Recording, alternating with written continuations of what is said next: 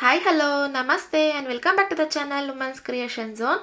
ನಾನು ಚೆನ್ನಾಗಿದ್ದೀನಿ, ನೀವೆಲ್ಲರೂ ಚೆನ್ನಾಗಿದ್ದೀರ ಅಂತ ಭಾವಿಸ್ತಾ ಇವತ್ತಿನ ವಿಡಿಯೋ ಏನಂತ ನೋಡೋಣ. ಅದಕ್ಕಿಂತ ಮುಂಚೆ ಇದೀಗ ನಮ್ಮ ಚಾನಲ್ನ ಫಸ್ಟ್ ಟೈಮ್ ವಿಸಿಟ್ ಮಾಡಿದರೆ ಪ್ಲೀಸ್ ಚಾನಲ್ನ ಸಬ್ಸ್ಕ್ರೈಬ್ ಮಾಡಿ. ಹಾಗೆಯೇ ವಿಡಿಯೋನ ಕೊನೆವರೆಗೂ ನೋಡಿ. ನಿಮ್ಗೆ ಇಷ್ಟ ಆಗಿದೆ ಲೈಕ್ ಶೇರ್ ಆ್ಯಂಡ್ ಸಬ್ಸ್ಕ್ರೈಬ್ ಮಾಡೋದನ್ನ ಮರಿಬೇಡಿ ಗಾಯ್ಸ್. ತುಂಬ ಜನ ವೀಡಿಯೋಸ್ನ ನೋಡ್ತಾ ಇದ್ದೀರಾ, ಬಟ್ ಸಬ್ಸ್ಕ್ರೈಬ್ ಮಾಡಿದ್ರೇ ನೋಡ್ತಾ ಇದ್ದೀರಾ. ಸೊ ದಯವಿಟ್ಟು ಸಬ್ಸ್ಕ್ರೈಬ್ ಅನ್ನೋದು ಮಾಡ್ಕೊಂಡು ನೋಡಿ. ಹಾಕ್ತಾ ನನಗೂ ಮೋಟಿವೇಟ್ ಆಗುತ್ತೆ ನಿಮಗೆ ಹೊಸ ಹೊಸ ಕಂಟೆಂಟ್ ಕೊಡಬೇಕು ಅಂತ. ಸೊ ಸಪೋರ್ಟ್ ಮಾಡಿ. ಹಾಗೆಯೇ ಸಬ್ಸ್ಕ್ರೈಬ್ ಮಾಡಿಕೊಂಡು ಆಲ್ ಅನ್ನೋ ಆಪ್ಷನ್ನ ಸೆಲೆಕ್ಟ್ ಮಾಡ್ಕೊಳ್ಳಿ. ಹಾಕ್ತಾ ನಾನು ಮಾಡೋ ಒಂದೊಂದು ವೀಡಿಯೋನೂ ನಿಮ್ಮ ನೋಟಿಫಿಕೇಷನಾಗಿ ಹೊರಗೆ ಬರುತ್ತೆ. ಸೊ ಬನ್ನಿ ಹಾಗಾದರೆ ಇವತ್ತಿನ ವೀಡಿಯೋನ ಅಂತ ನೋಡೋಣ. ಸೊ ಗೈಸ್, ಸ್ಯಾರಿ ನೋಡ್ತಾ ಇದ್ದೀರಾ. ಸ್ಯಾರಿ ಬಂದು ಮೈಸೂರು ಸಿಲ್ಕ್ ಆಗಿದೆ.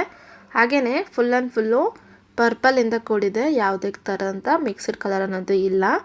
ಬಾರ್ಡರು ಅಥವಾ ಪಲ್ಲು ಮಾತ್ರ ಅಲ್ಲಲ್ಲಿ ನಮಗೆ ಝರಿಯಿಂದ ಕವರ್ ಆಗಿದೆ, ಗೋಲ್ಡನ್ ಕಲರ್ ಝರಿಯಿಂದ. ಸೊ ಇದಕ್ಕೆ ಅಂತ ಇವತ್ತೊಂದು ಬೇಬಿ ಕುಚ್ ಡಿಸೈನರ್ನ ಅದ್ರ ಜೊತೆಗೆ ಒಂದು ಸ್ವಲ್ಪ ಬೀಡನ್ನೋದನ್ನ ಇನ್ಸೆಟ್ ಮಾಡಿ ಡಿಸೈನನ್ನು ಮಾಡೋಣ. ಸೊ ಅದಕ್ಕೆ ಅಂತ ನಾನು ಅರಳೆ ದಾರನ ರೆಡಿ ಮಾಡಿಟ್ಟಿದ್ದೆ. ಸೊ ಅದನ್ನು ಸ್ಯಾರಿ ಬ್ಯಾಕ್ ಸೈಡ್ ಇಟ್ಕೊಂಡು ನಾವು ಲಾಕ್ ಅನ್ನೋದನ್ನ ಮಾಡ್ಕೊಳ್ಳೋಣ.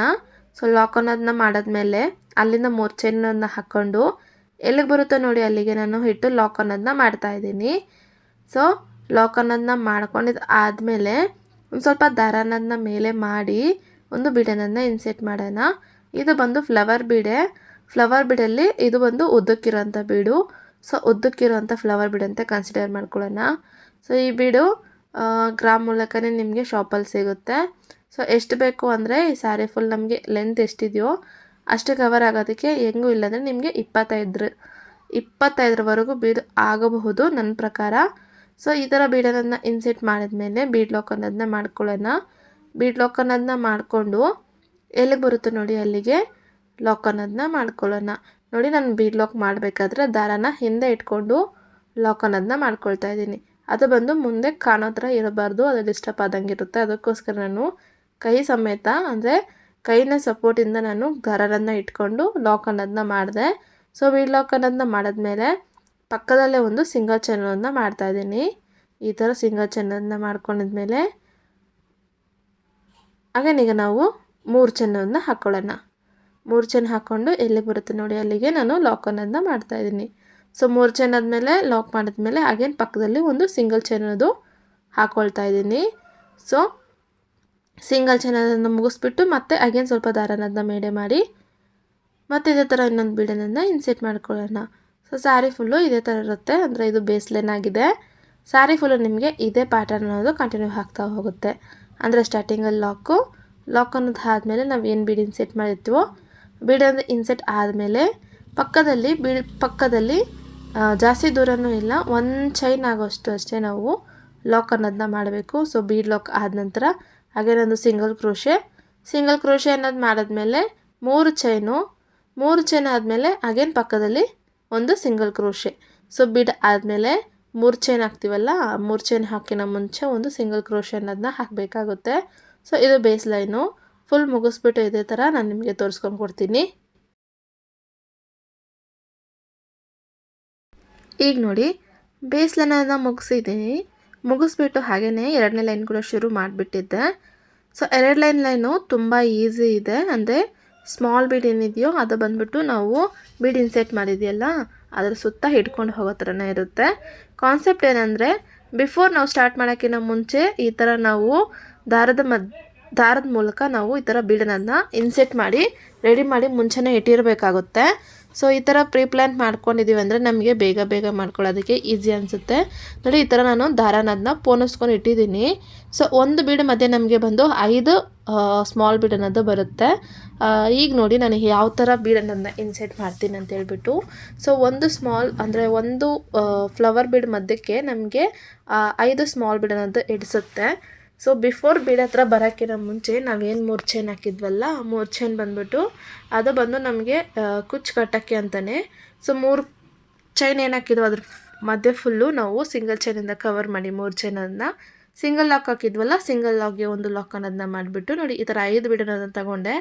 ಸೊ ಮೊದಲನೇ ಬೀಡು ಈ ಥರ ನಮ್ಮ ಮುಂದಕ್ಕೆ ಹಾಕ್ಕೊಂಡು ಈ ಥರ ಒಂದು ಲಾಕ್ ಅನ್ನೋದನ್ನ ಮಾಡ್ಕೊಳ್ತಾ ಇದ್ದೀನಿ. ಅದಾದ ನಂತರ 2ನೇ ಬೀಡು ದಾರದ ಹತ್ರ, ಅಂದರೆ ದಾರದಲ್ಲೇ ಇರುತ್ತಲ್ವ, ಸೊ ದಾರದ ಮಧ್ಯೆಯಿಂದ ನಾನು ದಾರನನ್ನು ತಂದು ಲಾಕ್ ಅನ್ನೋದನ್ನ ಮಾಡ್ಕೊಳ್ತಾ ಇದ್ದೀನಿ. ಸೊ ನಿಮ್ಗೆ ಅರ್ಥ ಆಗ್ತಿದೆ ನಾನು ಯಾವ ಥರ ಮಾಡ್ತಾಯಿದ್ದೀನಿ, ಹಾಗೆ ಯಾವ ಥರ ಅದು ನಿಮಗೆ ಪೋಣಿಸ್ತಾ ಇದ್ದೀನಿ ಅಂತ ಗೊತ್ತಾಗ್ತಿದೆ. ಲಾಕ್ ಅನ್ನೋದನ್ನ ಮಾಡ್ತಾಯಿದ್ದೀನಿ ಅಂತ ನಿಮಗೆ ಗೊತ್ತಾಗ್ತಿದೆ ಅಂತ ಅಂದ್ಕೊಳ್ತೀನಿ. ಸೊ ಒಂದೊಂದೇ ಬಿಡನ್ನ ಈ ಥರ ದಾರದ ಮಧ್ಯೆಯಿಂದ ಎತ್ಕೊಂಡು ನಾನು ಹಾಗೆಯೇ ಲಾಕ್ ಅನ್ನೋದನ್ನ ಮಾಡ್ತಾಯಿದ್ದೀನಿ. ಸೊ ನೋಡಿ, ಈಗ ನಾನು 5 ಬೀಡನನ್ನು ಪೋಣಿಸ್ಬಿಟ್ಟೆ. ಸೊ ನಮಗೆ ಬೇಕಾಗಿದ್ದು 5 ಬೀಡೆ, ಅಂದರೆ ನನಗೆ ಎಷ್ಟು ಹಿಡಿಸುತ್ತೋ ಅಷ್ಟು ನಾನು ತೊಗೊಂಡಿದ್ದೀನಿ. ಬೇಕು ಅಂದರೆ ನೀವು ಇನ್ನೆರಡು ಕೂಡ ಎಕ್ಸ್ಟ್ರಾ ತೊಗೋಬೋದು, ತೊಂದರೆ ಏನಿಲ್ಲ.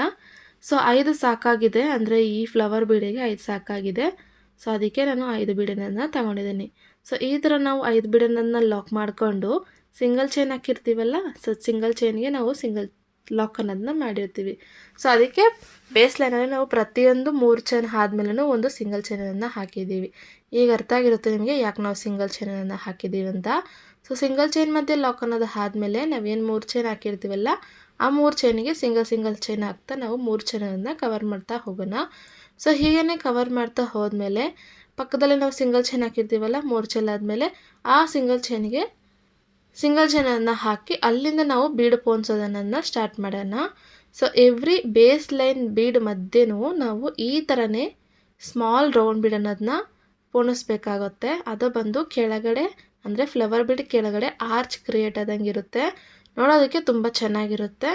ಇದು ಬಂದ್ಬಿಟ್ಟು ಒನ್ ವೇ ಆಫ್ ಮೆಥಡು. ಇನ್ನೊಂದು ಬಂದ್ಬಿಟ್ಟು ನಾವು ಈ ಥರ ನಾವು ದಾರದ ಮೇಲೆ ಹಾಕಿರ್ತೀವಲ್ಲ, ಅದ್ರ ಬದಲು ನಾವೇನು ಬೀಡ್ ಇನ್ಸೆಟ್ ಮಾಡಿರ್ತೀವಲ್ಲ, ಬೀಡ್ ಮಧ್ಯೆಯಿಂದ ಸ್ಟಾರ್ಟಿಂಗಲ್ಲಿ ನಾವು ಬೇಸ್ಲೈನ್ ಹಾಕಬೇಕಾದ್ರೆ ಸ್ವಲ್ಪ ದಾರನ ಮೇಲೆ ಮಾಡಿ ಬೀಡು ಪೋಣಿಸಿದ್ವಲ್ಲ, ಬೀಡ್ ಇನ್ಸೆಟ್ ಮಾಡಿದ್ವಲ್ಲ, ಆ ಥರನೂ ಮಾಡ್ಬೋದು. So 2 way. So bead insert ಆದಮೇಲೆ ಲಾಕ್ ಅನ್ನೋದನ್ನ ಮಾಡಬೇಕು, ಒಂದು ಚೈನ್ ಹಾಕ್ಕೋಬೇಕಾಗುತ್ತೆ. ಸೊ ಒಂದು ಚೈನು ಅಥವಾ ಲಾಕ್ ಅದನ್ನು ಹೇಗೆ ಬೇಕಾದ್ರೂ ನಾವು ಕರಿಬೋದು.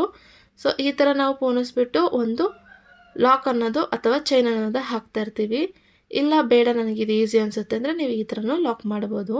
ಸೊ ಇಲ್ಲ ಪರವಾಗಿಲ್ಲ ನಾನು ಅದೇ ಥರ ಮಾಡ್ತೀನಿ ಅಂದರೆ ದಾರನದ ಮೇಲೆ ಮಾಡಿ ಬೇಸ್ ಲೈನಲ್ಲಿ ನಾವು ಬೀಡಿ ಹೇಗೆ ಇನ್ಸೆಟ್ ಮಾಡಿದ್ವಲ್ಲ ಅದೇ ಥರನೂ ಬೀಡಿ ಇನ್ಸೆಟ್ ಮಾಡ್ಬೋದು. ಸೊ 2 ವೇ ಇದೆ, ನಿಮ್ಗೆ ಯಾವುದು ಈಸಿ ಅನಿಸುತ್ತೋ ಆ ವೇಲಿ ನೀವು ಡಿಸೈನನ್ನು ಮಾಡ್ಕೊಳ್ಳಿ. ಸೊ ನನಗಿದು ಈಸಿ ಅನ್ನಿಸ್ತು, ಸೊ ಅದಕ್ಕೆ ನಾನು ಈ ಥರ ಮಾಡಿಕೊಂಡೆ. ಸೊ ನೋಡಿ, ಈಗ ನಾನು 5 ಬೀಡನ್ನು ಪೋಣಿಸ್ಬಿಟ್ಟೆ. ಸೊ ಪೋಣಿಸಿದಾದ್ಮೇಲೆ ಬೀಡ್ ಕೆಳಗಡೆಯಿಂದ ನಾನು ಸಿಂಗಲ್ ಚೈನ್ ಹಾಕಿದ್ನಲ್ವ ಬೇಸ್ ಲೈನಿಗೆ, ಆ ಸಿಂಗಲ್ ಚೈನಿಗೆ ನಾನು ಲಾಕ್ ಅನ್ನೋದನ್ನ ಮಾಡ್ಕೊಳ್ತಾ ಇದ್ದೀನಿ. ಸೊ ಇದು ಬಂದು ಸೆಕೆಂಡ್ ಲೈನ್ ಆಗಿರುತ್ತೆ. ನಿಮ್ಗೆ ಅರ್ಥ ಆಗಿದೆ ಅಂತ ಅಂದ್ಕೊಳ್ತೀನಿ, ಅದಕ್ಕೆ ನಾನು ಡೆಪ್ತಾಗಿ ತೋರ್ಸೋಕ್ಕೆ ಹೋಗಿಲ್ಲ ನಿಮಗೆ. ಸೊ ಇದೇ ಥರನೇ ನಾವು ಸ್ಯಾರಿ ಫುಲ್ ಮಾಡ್ಕೋಬೇಕಾಗುತ್ತೆ. ಹಾಗೆಯೇ 3 ಚೈನ್ ಹಾಕಿದ ಮಧ್ಯದಲ್ಲಿ ಬಂದುಬಿಟ್ಟು ನಾವು ಸಿಂಗಲ್ ಚೈನನ್ನು ಹಾಕಿ 3 ಚೈನನ್ನು ಕವರ್ ಮಾಡಬೇಕಾಗುತ್ತೆ. ಸೊ 3 ಚೈನ್ ಏನಕ್ಕೆ ಅಂತ ನಿಮ್ಗೆ ಆಲ್ರೆಡಿ ಗೊತ್ತಾಗಿರುತ್ತೆ.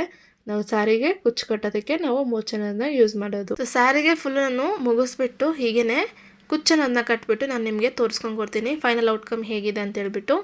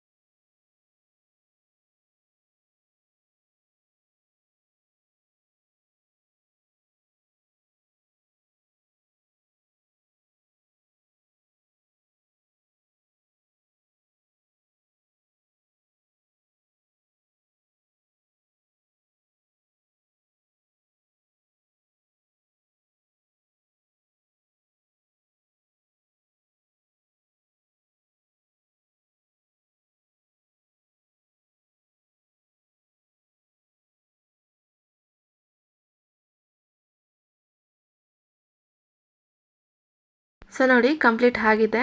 ಸ್ಯಾರಿ ಬಂದು ಒಂದೇ ಕಲರ್ ಇರೋದಕ್ಕೋಸ್ಕರ ನಾನು ಇಲ್ಲಿ ಝರಿ ಕಲರ್ ಅನ್ನೋದನ್ನ ಕೂಡ ಯೂಸ್ ಮಾಡಿ 2 ಥರದಂಥ ಕಲರಲ್ಲಿ ಕುಚ್ಚನನ್ನು ಕ್ರಿಯೇಟ್ ಮಾಡಿದ್ದೀನಿ. ಸೊ ಗೈಸ್, ಇದು ಬಂದು ಫೈನಲ್ ಔಟ್ಕಮ್ ಆಗಿದೆ. ನೋಡೋದಕ್ಕೆ ತುಂಬ ಅಂದರೆ ತುಂಬ ಚೆನ್ನಾಗಿದೆ. ಇದಕ್ಕೆ ಬಂದು ನೀವು ಹೇಗಿಲ್ಲ ಅಂದ್ರೂ 400ಇಂದ 450ವರೆಗೂ ಚಾರ್ಜ್ ಅನ್ನೋದನ್ನ ಮಾಡ್ಬೋದು. ತುಂಬ ಈಸಿ ಅಂದರೆ ಈಸಿ. ಸೊ ಗೈಸ್, ಇದು ಇವತ್ತಿನ ಡಿಸೈನ್ ಆಗಿದೆ. ಹೋಪ್ ನಿಮಗೆಲ್ಲರಿಗೂ ಇಷ್ಟ ಆಗಿದೆ ಮತ್ತು ಅರ್ಥ ಆಗಿದೆ ಅಂತ ಅಂದ್ಕೊಳ್ತೀನಿ. ಇಷ್ಟ ಆಗಿದ್ದರೆ ವಿಡಿಯೋಗೆ ಲೈಕ್ ಮಾಡೋದನ್ನ ಮರಿಬೇಡಿ. ಹಾಗೆಯೇ ವಿಡಿಯೋನ ಕೊನೆವರೆಗೂ ನೋಡಿದ್ದಕ್ಕೆ ನಿಮ್ಮೆಲ್ಲರಿಗೂ ತುಂಬ ಧನ್ಯವಾದಗಳು. ಮುಂದೆ ಮತ್ತೊಂದು ವಿಡಿಯೋದಲ್ಲಿ ಮತ್ತೆ ಸಿಗೋಣ. ಅಲ್ಲಿವರೆಗೂ ಎಲ್ಲರೂ ಸೇಫ್ ಆಗಿರಿ ಅಂತ ಹೇಳ್ತಾ ನನ್ನ ವೀಡಿಯೋನ ಮುಗಿಸ್ಕೊಳ್ತಾ ಇದ್ದೀನಿ. ನಮಸ್ಕಾರ.